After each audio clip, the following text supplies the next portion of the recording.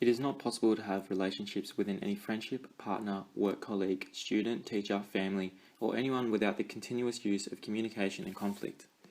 In order to progress in relationships, the application of communication within conflict resolution is primary and highlights a strong influence over any human social behaviour. We as a group believe that communication and conflict resolution is an important topic because it is a common issue that arises in both small and large businesses, as well as in a variety of different workplaces, despite what career paths we as individuals choose. We believe communication plays a vital role in business' success to achieve business goals and margins. When communication is ineffective within a workplace, it can result in conflict on both a large scale and a small scale. This can be detrimental for a business in aspects of social and economical costs. This becomes evident in a study conducted by Peterson, where more than 90% of individuals who were involved stated that communication is an essential factor for successful employment. Therefore, communication is not only important in the workplace once employed, but also plays a significant role in the recruitment process prior to the successful application into a workplace. Communication is defined as the expression or exchange of information between two or more parties through means of speaking, writing, or some other medium. Conflict is the disagreement or argument that arises between two or more opposing parties due to a clash in opinions, personality, or values. There are a wide range of theories that are relevant to explain behaviours in communication and conflict resolution.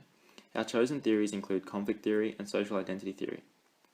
Conflict theory is the idea that is an off-balance in society due to conflict on resources, status, and power distribution.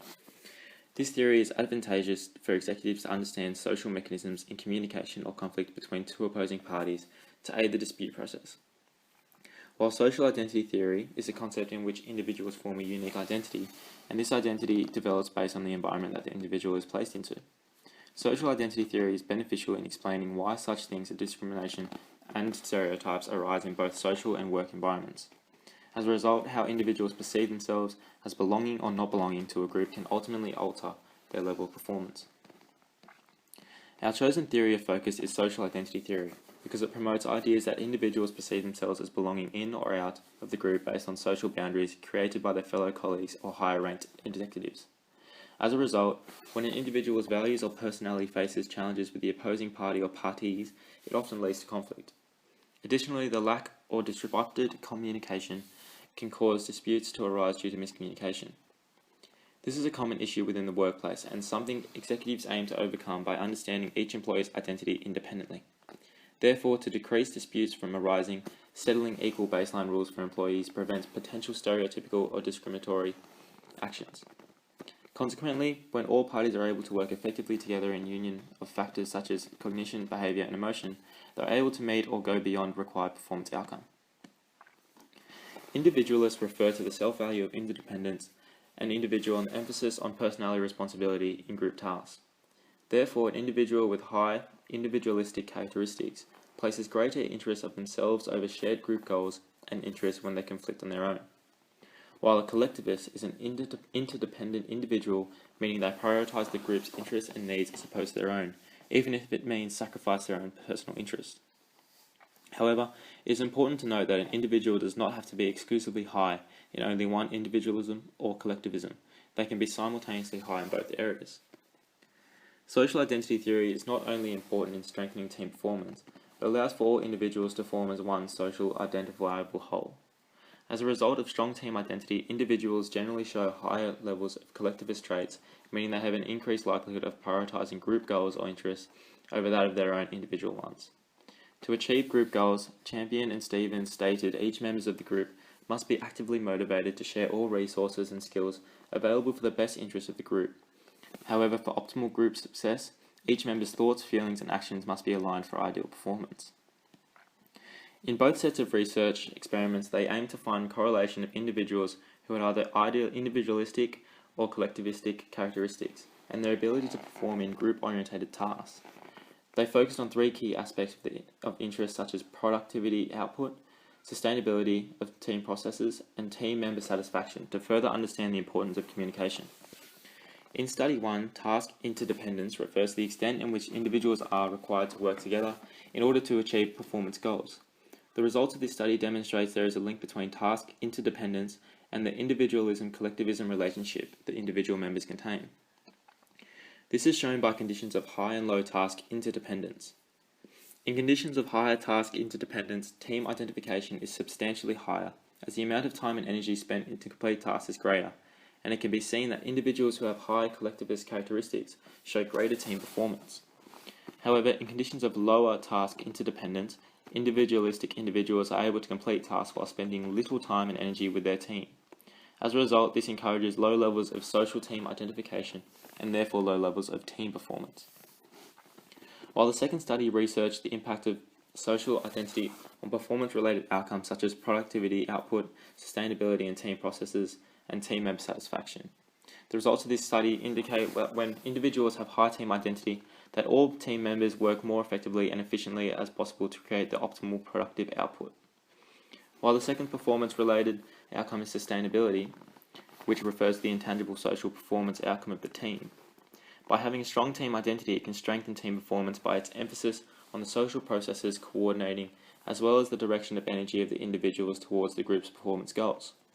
Lastly, team-related performance is affected by the team member satisfaction.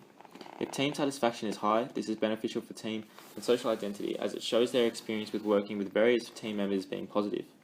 This means the individual is satisfied with the product output, pricing of putting in the team's goals before their own, and is a good payoff for therefore their needs are met. Therefore, from the combination of both studies and the diagram provided, we are able to conclude that social identity, as well as where the individual lies on the individualism-collectivism continuum, plays a crucial role in task interdependence, team identification, and performance in both intangible and longer-term performance outcomes. In our selected case study, conflict arises between the team supervisor and another team member, Christopher, that is from a different cultural background. In this scenario, the supervisor has asked Christopher to work overtime to redesign a home page. Christopher communicated with the supervisor previously that he was unable to stay overtime due to personal reasons. However, the supervisor ignored his request and rudely asked him to do the additional work that was from another member's job. Christopher didn't communicate to the supervisor, although he believed he was being unfairly treated by his employer. After being demanded to do additional work that was not initially required for him above his current workload, Christopher went back to his seat unhappily and continued to work on the assigned tasks.